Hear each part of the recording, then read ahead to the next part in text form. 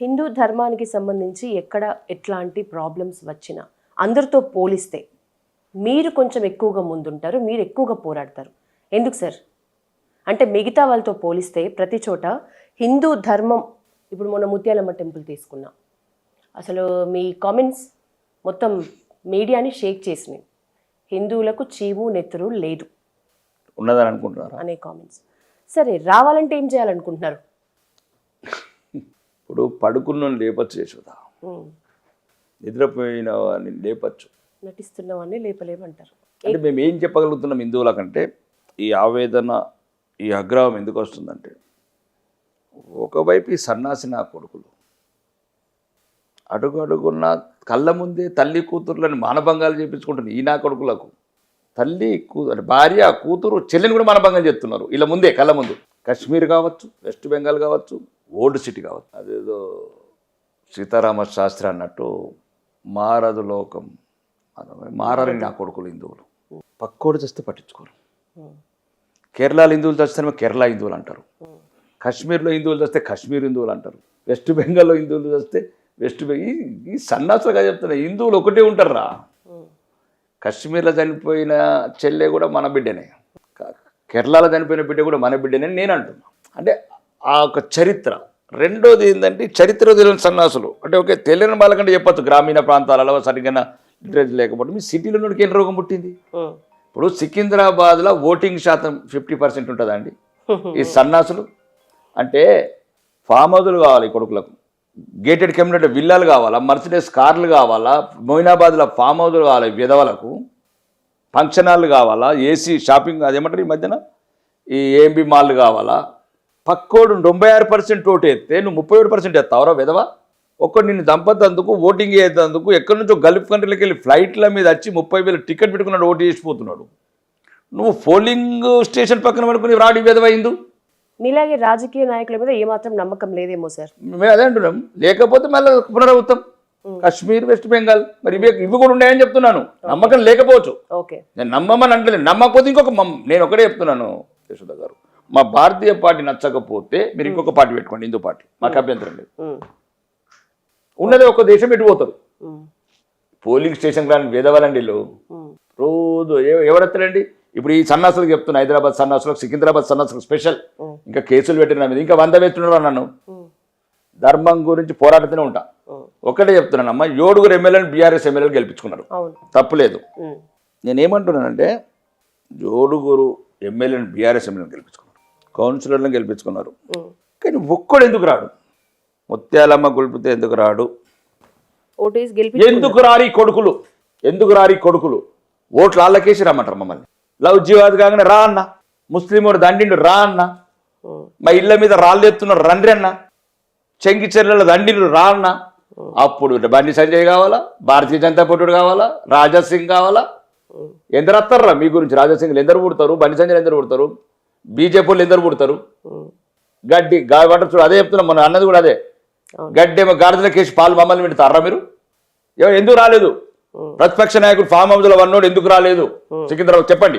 6 అడుగుల బుల్లెట్ అన్నారు కదా సిద్దిపేట అని, ఆడెందుకు రాలేదు చెప్పండి కదా. ఇది చెప్పండి అమ్మా. అదే ఒక్కవేళ ముస్లింలకు జరుగుతూ ఒక మసలు జరుగుతుంది, కొడుకులు ఉంటారా? అటు ఫామ్ హౌస్ 9 నెలలే అతను వండుకొని లేస్తాడు, అర్ధరాత్రి లేస్తాడు. మైనార్టీల మీద గదాడులు. నేను ఇదే అంటున్నానమ్మా, మైనార్టీ మెజార్టీ కాదు, మైనార్టీలో ఏం తప్పలేదమ్మా, 1% తప్పలేదు.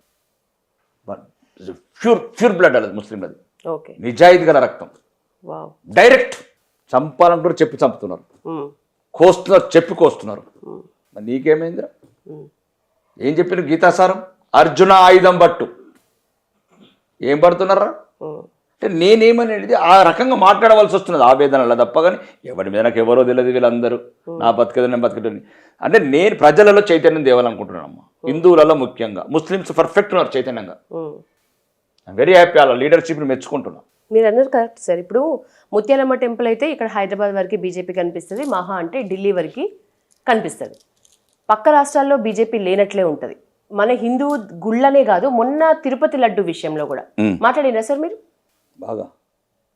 అసలు ఎవడు జగన్మోహన్ అన్న అని జాన్ మోహన్ పెట్టుకోవాలా? మాకేం పని? మా పేరు పెట్టుకుని మోసం చేసినందుకు ఇప్పుడు ఎట్లా వెళ్తావు నువ్వు? తలంబరాలు ఎట్లా మోస్తావు మా బ్రహ్మోత్సవాలలో? అసలు ఎవడివి నువ్వు? నువ్వు క్రిస్టియన్ లాగా ఉండు. మా ప్రపంచంలో తెలుగు వాళ్ళందరూ ఆరాధ్య దైవంగా, కుటుంబ దైవంగా, కులదేవతగా కొలిసే స్వామి వెంకటేశ్వర స్వామి. ఎట్లా అవమానిస్తావు జాన్ రెడ్డి? మీ పెద్దనాన్న జార్జ్ రెడ్డి పెట్టుకుని నువ్వు పెట్టుకో, జాన్ రెడ్డి అని పెట్టుకో. ఈ జగన్మోహన్ రెడ్డి అని పెట్టి రెడ్డిల మోసం చేసుడు, హిందూగానోడు తలంబరాలు మోసుడు, అదే అపవిత్రం.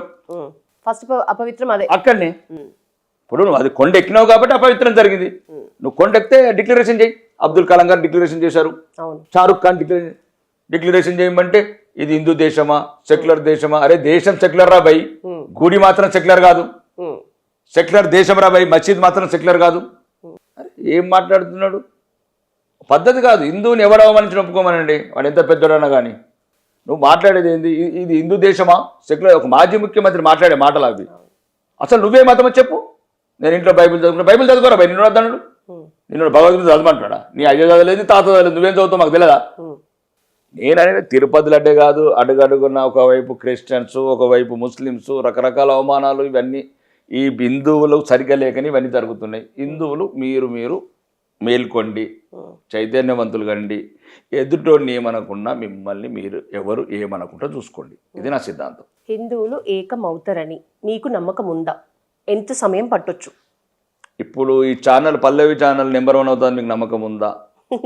ప్రయత్నం అయితే చేస్తారు కదమ్మా. ఇప్పుడు వాడు ఒక సినిమా తీస్తాడు పవన్ కళ్యాణ్తో, ఒకటి అత్తారింటికి దారేదవుతుంది, ఒకటి అజ్ఞాతవాస అవుతుంది. ఒకటి హిట్ అయింది, ఒకటి ఫట్ అయింది.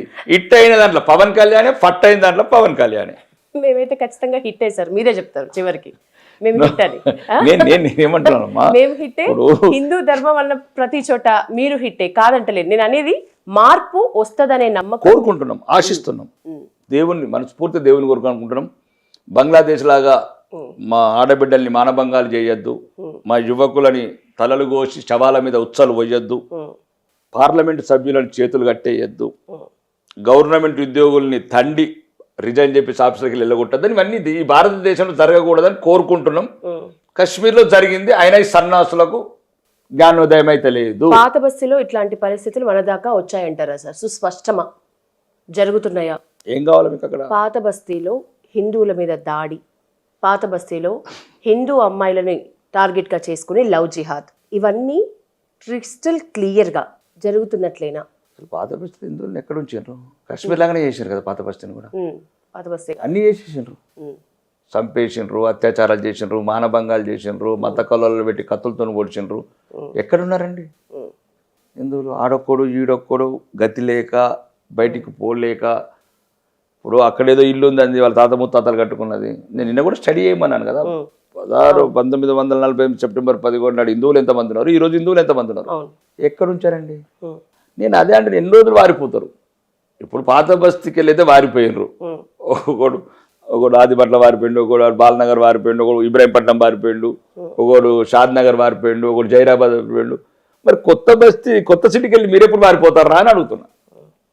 అంతే నేను అడిగేది. పాత బస్తీలు నేను మాట అబద్ధం అయితే రండి, ఎవడన్నా రండి, చర్చలకు రండి, అందరం కలిసి పాత బస్తీకి పోదాం. ప్రతి స్ట్రీట్ 5 తెలంగాణలో అన్ని ఛానల్స్, కాంగ్రెస్ నాయకులు, బీఆర్ఎస్ నాయకులు అందరం కలిసి పాదయాత్ర వేద్దాం. పాత బస్తీలో 95% హిందువుల పని అయిపోయింది. చంపేసిండ్రు, వాళ్ళ ఆస్తులు లాక్కున్నారు, ఆడబిడ్డలను అత్యాచారాలు చేశారు. దీన్ని అందరికి సాక్ష్యం నేను కాదు, కాంగ్రెస్ ముఖ్యమంత్రి సాక్ష్యం. ఆంధ్రప్రదేశ్ అసెంబ్లీలో మరి చెన్నారెడ్డి గారు ఖాళీలా కాంగ్రెస్ వాళ్ళు, ఈ దేశద్రోహుల పార్టీ, హిందూ వ్యతిరేక పార్టీ, హిందూ ద్రోహుల పార్టీ ఇది. ఆయన చెప్పారు, రికార్డెడ్గా ఉంది ఇది ఆంధ్రప్రదేశ్ అసెంబ్లీలో. మత కళలు పెట్టిన వీళ్ళ పదవుల గురించి అని. అంటే ఓల్డ్ సీట్లో హిందువులను చంపేందుకు వాడుకున్నది కాంగ్రెస్. రెండోది, ఆ ఓల్డ్ సీటు పరిస్థితి భవిష్యత్తులో అంతటా వస్తుంది. చెంగిచెర్లలో ఆ చివర, మొయినాబాద్లో మొన్నొక్క చివర, ఇటు జైరాబాద్లో ఇటు చివర, శంకరబాయి, అన్నీ స్టార్ట్ అయినాయి. ఒక ప్లాన్ ప్రకారం అంటారా? Perfect plan, perfect. వాళ్ళ మద్రాసులో ట్రైనింగ్ కానీ, వాళ్ళ మసీదులలో ట్రైనింగ్ కానీ, అన్ని చోట్ల ట్రైనింగ్. నేను అదే చెప్తున్నా, వాళ్ళలో ఐక్యత ఉంది. 15% అక్బరుద్దీన్ అన్నాడు, 15 నిమిషాలు చాలు మిమ్మల్ని అన్నాడు. అంటే ఈ సన్నాసుల మీద ఎంత ధైర్యం, మాకన్నా నమ్మకం అక్బర్ బాయ్కి ఉన్నది. అందుకోసం వాట్సాప్ అక్బర్ బాయ్ బహుత్ అచ్చా బోలే లోగోంకు, నామర్దంగి అంటే మాకన్నా నమ్మకం అక్బరుద్దీన్ బాయ్కి ఉన్నది. నేను బాగా గర్వపడుతున్నా అక్బరుద్దీన్ చూసి. ఇట్లా మమ్మల్ని తిట్టుండ్రి, ఇంకేమేమంటారు అనుండ్రి ప్లీజ్. ఎట్లా ఇప్పుడు మీరే మద్రాసులల్లా అదేమంటారు జమాతే చేసుకుంటాం, మీ జమాతే ఇస్లాం లెటర్ రాస్తుంది కదా, ఎవ్వడు కూడా భారతీయ జనతా పార్టీ కోటేయద్దు, హిందువులో కోటేయద్దు, రకరకాలుగా రాస్తారు కదా. మీరు దయచేసి అది బహిరంగంగా రాయండి. ఈ సన్నాసులకు జ్ఞానోదయం రాదని నేను అంటున్నాను.